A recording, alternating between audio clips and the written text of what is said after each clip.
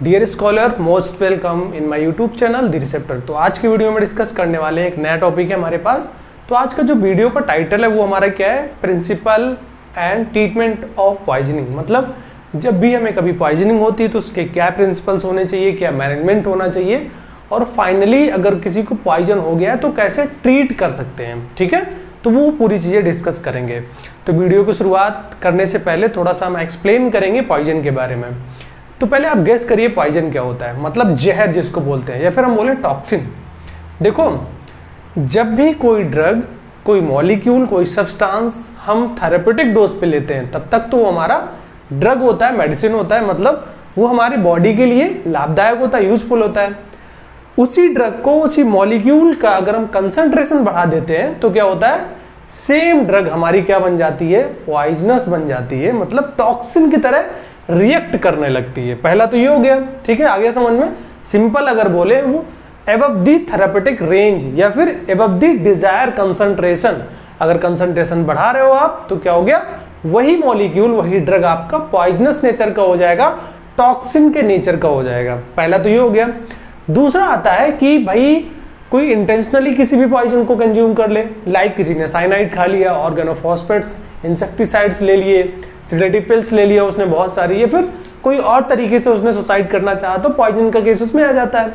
Second case तब आता है भाई जब किसी पेशेंट को आप ट्रीटमेंट दे रहे होते हो, आप जब पेशेंट की थेरेपी चल रही होती है तो उस केस में क्या होता है कि जो ट्रीटमेंट रेजिमेन है आपका बहुत लंबे टाइम तक चलना होता है ना, किसी किसी क्रोनिक डिजीज में। तो लंबे टाइम तक जब भी कोई पेशेंट कोई दवाई मॉलिक्यूल्स लेता है तो क्या होता है, वो ड्रग हमारी क्या है, वो स्टोर होने लगती है। जब स्टोर होने लगती तो कहीं ना कहीं सीमैक्स के ऊपर चली जाती है, इसलिए वहां पे पॉइजनस नेचर आ जाता है, पॉइजनस या फिर टॉक्सिसिटी की प्रॉब्लम हो जाती है। तो एज यूजुअल ये चीजें हैं जो एक टॉक्सिन्स को प्रोड्यूस कर रही है, पॉइजनस नेचर को बॉडी में फॉर्मेशन कर रही है। अब थोड़ा सा देखेंगे हम इनिशियल मैनेजमेंट। देखो, इसमें बहुत इंपॉर्टेंट चीज है, आपको 4 चीजें याद रखनी है पॉइजन के केस में, ए बी सी डी। हाँ, ये ABCD नहीं है जो आपने क्लास फर्स्ट और सेकंड में छोटे बच्चे पढ़ते हैं, वो ABCD नहीं है। यहाँ पे कुछ और मतलब है इसका। यहाँ पे क्या मतलब है, A स्टैंड फॉर एयरवे, ठीक है, A stand for airway, B stand for breathing, C stand for circulation, D stand for dextrose. इसका मतलब ये हुआ, देखो जब भी कोई पर्सन पॉइजन को कंज्यूम कर रहा है या फिर पॉइजन कंज्यूम कर लिया है, उसकी बॉडी में टॉक्सिसिटी हो गई है, तो सबसे पहले हमें मॉनिटर करना है उसका एयरवे, मतलब जो आपका रिस्पायरेटरी ट्रैक्ट है उसको मॉनिटर करना है, देखना है क्या एयरवे आपका स्टक तो नहीं हुआ है, कोई डिफिकल्टीज तो नहीं है, या फिर कोई ब्लॉकेज तो नहीं है। क्योंकि अगर एयरवे में ब्लॉकेज आ गया तो क्या करेगा वो पेशेंट, वो पर्सन, इंडिविजुअल, मतलब ब्रीदिंग नहीं कर पाएगा, अल्टीमेटली उसकी डेथ हो जाएगी। ठीक है। अब सेकेंड केस आता है आपका ब्रीदिंग, क्या वो प्रॉपर रिस्पायरेशन कर रहा है, उसकी ब्रीथ नॉर्मल है, तेज है, या फिर ब्रीथ सप्रेस हो चुकी है, ये चीजें देखनी है। तीसरा बहुत इंपॉर्टेंट केस है, ठीक है, इसमें भी क्या करना होता है, जो पर्सन होता है पॉइजनस या फिर इंडिविजुअल, बीपी मॉनिटर करते हैं उसका, पल्स रेट देखते हैं, हार्ट रेट देखते हैं, मतलब वाइटल चेक करते हैं उसके, तो हमें पता लग जाता है कितनी सीवियरिटी है उसके पास। चौथा हमारा है डेक्सट्रोज। बहुत सारे केस में ऐसा देखा गया है, पॉइजन के केस में डेक्सट्रोज को यूज करते हैं, सडन एनर्जी मिल जाती है, उसके अलावा मेंटल स्टेटस मेंटेन रहता है, पेशेंट कोमा जैसी फेज में नहीं पहुंच पाता है। ठीक है। अब देखो, ये तो आपको समझ में आ गया। अब हम बात करेंगे 4 इंपॉर्टेंट हमारे मेथड्स हैं, कुछ इसमें मैनेजमेंट है और एंटीडोट है। तो पहला हमारे पास है history and physical examination, second laboratory and imaging procedures, third toxicological screening test, and fourth one specific test. ठीक है। अब हम 1 बाय 1 डिस्कस करेंगे, आई होप आपको बहुत अच्छे से समझ में आ जाएगा। तो पहला पॉइंट हमारे पास क्या है, तो पहला पॉइंट हमारे पास है हिस्ट्री एंड फिजिकल एग्जामिनेशन। अब देखो, हिस्ट्री में क्या लिखा है हमने, ask about amount and type of toxin and site of administration. देखो, हिस्ट्री का मतलब हम पेशेंट हिस्ट्री नहीं ले रहे हैं, यहाँ पे हिस्ट्री वो ले रहे हैं जो इंडिविजुअल है, उसने जो पॉइजन है कितने अमाउंट में लिया है, कैसे लिया है और कौन सा टॉक्सिन लिया है। अगर वो इंडिविजुअल बता पा रहा है तो ठीक है, अदरवाइज उसके नाइबर्स या फिर जो क्लोज में थे उस टाइम पे, इवेंट के टाइम पे, तो आप उनसे डिस्कस करिए मतलब कौन सा पॉइजन था। जब पॉइजन का नेचर पता लगेगा तभी तो आप एंटीडोट दे पाओगे, एक अच्छे तरीके से ट्रीटमेंट कर पाओगे। कौन सा पॉइजन था, लगभग कितना अमाउंट लिया था और उसका साइट क्या था, ओरल लिया था या फिर उसने इंजेक्शन लिया था, स्किन पे लिया था, एस्नल लिया था ना, तो ऐसे बहुत सारे साइट्स होते हैं हमारे, तो कौन से उसने रूट से लिया था ये पता लग गया। सेकेंड पॉइंट इसमें फिजिकल एग्जामिनेशन, तो इसमें क्या देखेंगे, मोस्टली वाइटल्स उसके हम चेक करेंगे, ठीक है, उसका बीपी चेक करेंगे भाई, पल्स रेट चेक करेंगे एंड हार्ट रेट चेक करेंगे, ठीक है। अगर ये तीन चीजें मॉनिटर कर लिया है, अगर इनकी वैल्यू फ्लैक्चुएट नहीं हो रही है, नॉर्मल आ रही है, तो कोई दिक्कत नहीं है, वो पेशेंट बहुत ज्यादा सीवियरिटी में नहीं पहुंचा है, ठीक है। अब इसके बाद हमारा है आई, बहुत इंपॉर्टेंट है, कॉन्स्ट्रिक्शन ऑफ आई ओपियोट्स। देखो जब भी ओपियोट्स जैसी कंपाउंड्स की पॉइजनिंग होती है, लाइक आपका कोडीन है, मॉर्फिन है, फोल कोडीन है, तो जो प्यूपिल्स है ना उसका साइज कॉन्स्ट्रिक्ट हो जाता है, मतलब सिकुड़ जाता है ना, तब भी उससे हम पता कर सकते हैं कि भाई अगर प्यूपिल ऑफ कॉन्स्ट्रिक्शन हो रहा है, प्यूपिल को कॉन्स्ट्रिक्शन हो रहा है, तो कहीं ना कहीं ओपियोट्स पॉइजनिंग हो सकती है। अब भाई माउथ में हम बंस मतलब माउथ चेक करेंगे, मुंह चेक करेंगे, क्या उसने कोई स्मोकिंग टॉक्सिन तो नहीं ले लिया है, ठीक है, कोई ऐसा सब्सटेंस तो नहीं लिया, लाइक आपका कैरोसिन ऑयल ले लिया हो ना, तो ऐसे हम चेक करेंगे, हमें पता लग जाता है उसका क्या स्टेटस अभी माउथ का। उसके बाद हमारा स्किन, फ्लश्ड, हॉट, ड्राई। देखो जो स्किन के केस है ना, फ्लश्ड, हॉट, ड्राई, ये मोस्टली आता है आपका एट्रोपिन के केस में, और हमें पता है एट्रोपिन हमारी क्या है, एंटीकोलिनर्जिक कैटेगरी की ड्रग है, ठीक है। अगर एट्रोपिन पॉइजनिंग है तो स्किन में क्या दिक्कतें आएंगी, बहुत ही गर्माहट महसूस होगी और बहुत जल्दी ड्राइनेस आ जाएगा स्किन पे, ठीक है।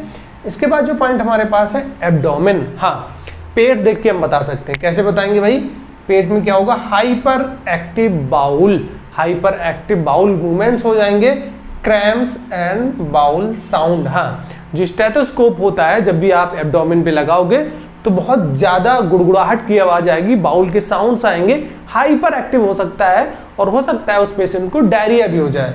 किस केस में मोस्टली होता है, वो होता है ऑर्गेनोफॉस्फेट्स। ऑर्गेनोफॉस्फेट्स हमें पता है मालाथियोन जैसा कंपाउंड होता है जो इंसेक्टिसाइड में पेस्टिसाइड यूज करते हैं, तो उस केस में हमारा ये दिक्कतें आती हैं।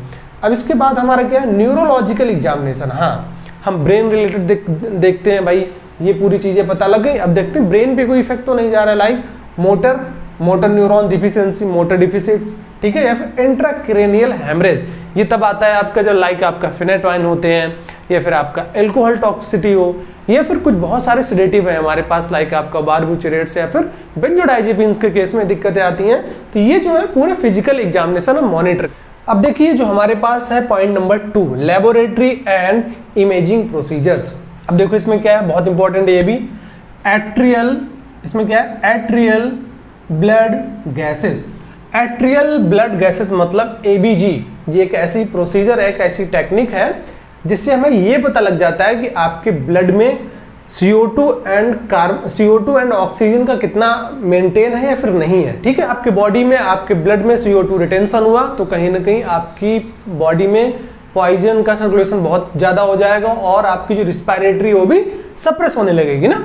इसके अलावा इलेक्ट्रोलाइट्स वगैरह हम देखते हैं बॉडी में ना, RFT, रीनल फंक्शनल टेस्ट, मतलब आपकी नेफ्रोटॉक्सिटी वहां से पता लग जाती है। इसमें आपका लाइक आपका BUN हो सकता है, ब्लड यूरिन नाइट्रोजन हो सकता है, GFR देख सकते हैं, क्रिएटिनिन देख सकते हैं, ठीक है।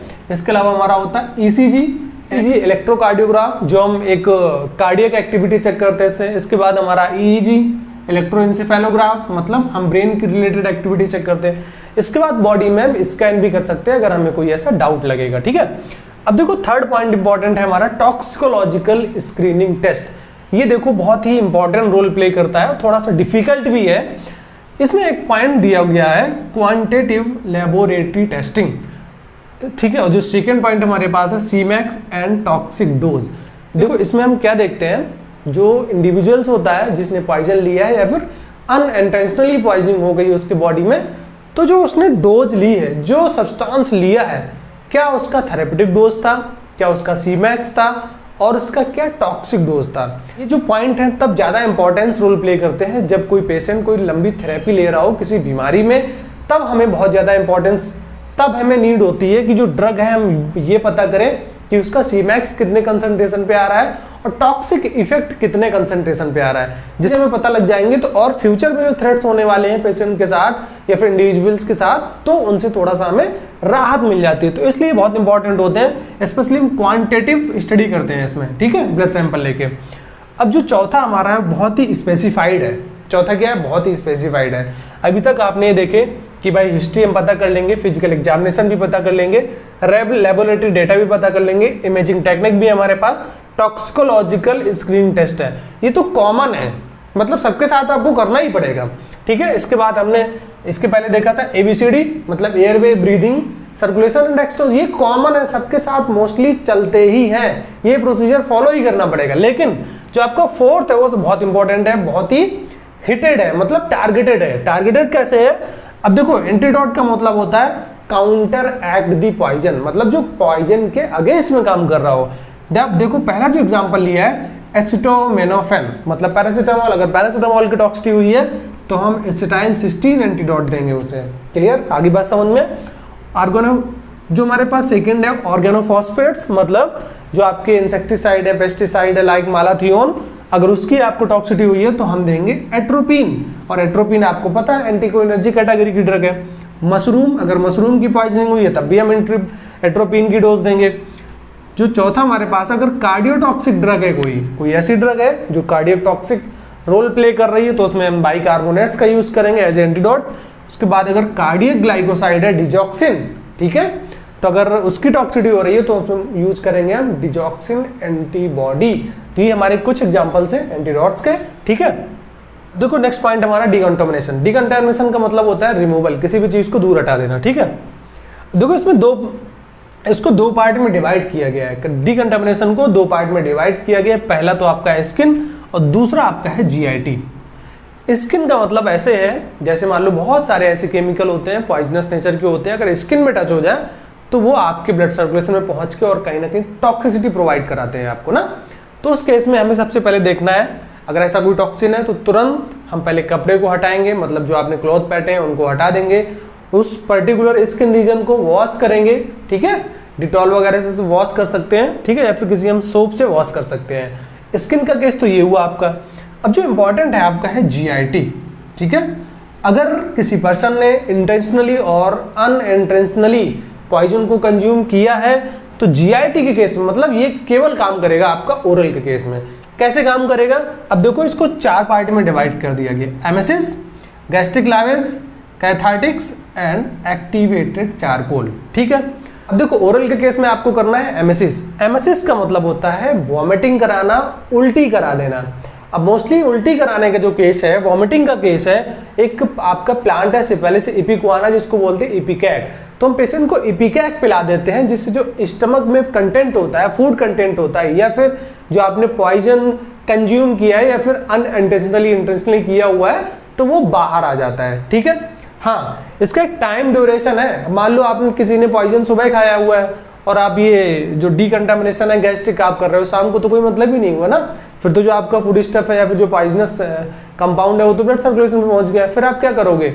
स्टमक से बाहर निकाल के, फिर तो कोई मतलब ही नहीं है। तो ये मोस्टली आपका 1.5 से 2 घंटा, ठीक है, लगभग कितना टाइम है वो भी डिपेंड करता है जो आपका पॉइजनस सब्सटेंस है वो कितनी जल्दी आपका डिसॉल्व हो रहा है, कितनी जल्दी आपका ब्लड सर्कुलेशन में पहुंच रहा है। बहुत सारे ऐसे पॉइजनस के केस हैं जो बहुत जल्दी स्टमक में पहुंच के तुरंत रीच कर जाते हैं ब्लड सर्कुलेशन में ना, तो उस केस में भी काम नहीं करेगा। तो हमें ये पता होना चाहिए, इसलिए मैंने बताया था कि nature and type of poison का पता होना चाहिए, टॉक्सिन का पता होना चाहिए, तब ये चीजें हम परफॉर्म कर सकते हैं। तो एमेसिस का आपको केस समझ में आ गया। सेकंड हमारे पास है गैस्ट्रिक लावेज।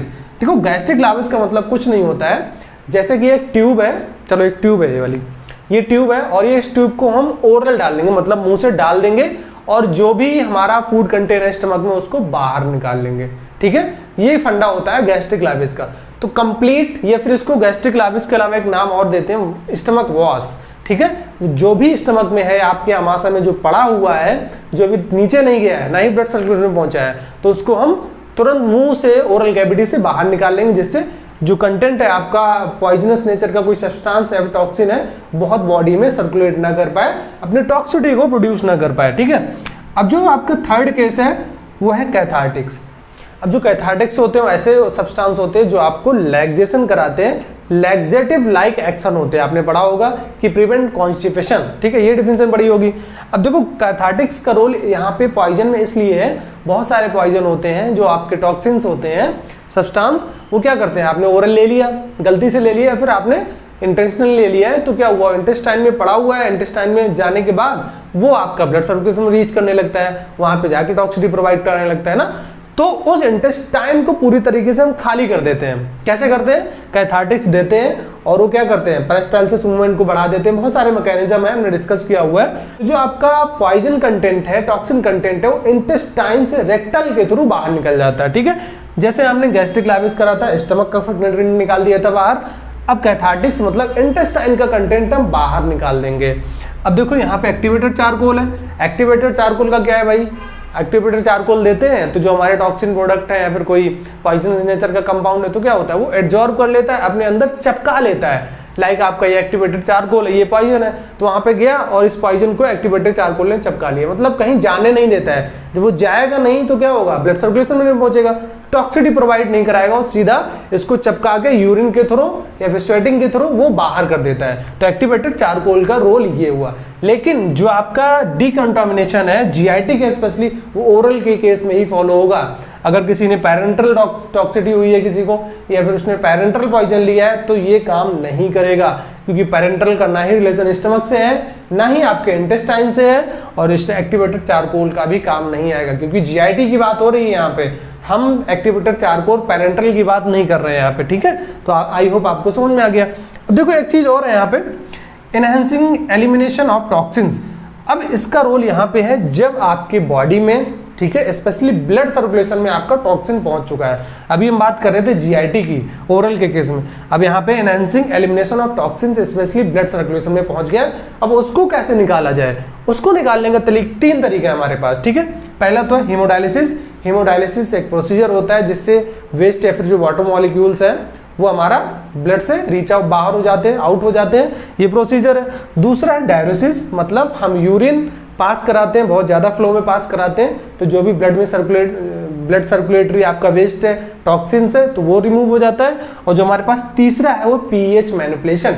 इसका मतलब है बहुत सारे टॉक्सिन्स होते हैं, लाइक कोई एसिडिक टॉक्सिन्स है तो हमारे ब्लड में या फिर यूरिन में पीएच जो है बहुत ज्यादा टॉक्सिक हो जाता है, बहुत ज्यादा एसिडिक मीडियम में हो जाता है, तो उस केस में हम क्या करेंगे भाई, बेस दे देंगे पेशेंट को, इंडिविजुअल्स को, तो थोड़ा सा मेंटेन हो जाता है। या अगर कोई मान लो कोई आपका टॉक्सिन्स पॉइजन आपका बेसिक नेचर का है तो क्या करेंगे, हम थोड़ा सा एसिडिक मीडियम वहां पे दे देंगे।